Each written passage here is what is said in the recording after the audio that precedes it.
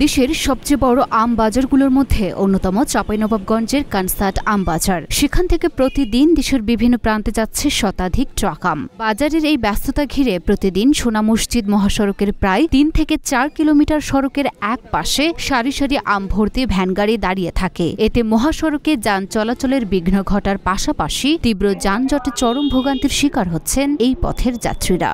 আমরা আমলে আসি প্রতিদিন, তো এক থেকে ১.৫ ঘন্টা আমাদের জামে পড়ে থাকি, আমরা খুব কষ্ট থাকি। আমরা এই রাস্তাতে প্রচুর পরিমাণে জাম হয়, মাঠে ঢুকতে আমাকে ২ থেকে ৩ ঘন্টা লাগে। আপনার এদিকে প্রশাসন নীরব থাকার কারণে যানজট দিন দিন বৃদ্ধি পাচ্ছে বলে অভিযোগ করেছেন স্থানীয়রা। পর্যাপ্ত জায়গা নেই এখানে, একটু ছোট আপনার এখানে আছে মেন রাস্তার পাশে জায়গাটা ছোট এবং রাস্তাতে দুপাশে চাষিরা আম চাষিরা নিয়ে দাঁড়িয়ে থাকে, এখানে আমরা ভিতরে ঢুকতে পারি না। এমন অবস্থা থেকে মুক্তি চেয়ে দ্রুত হস্তক্ষেপ কামনা করছেন তারা। কানসাট আমবাজারের প্রতি বছর ইজারা পায় ২ কোটি plus.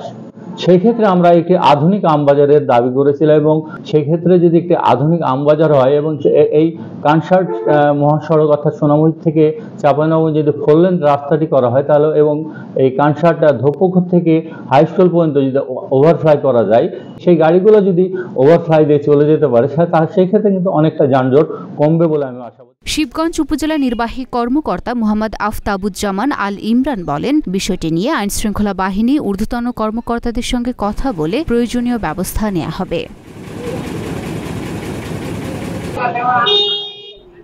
Luna Afroz Nipa, Dhaka post.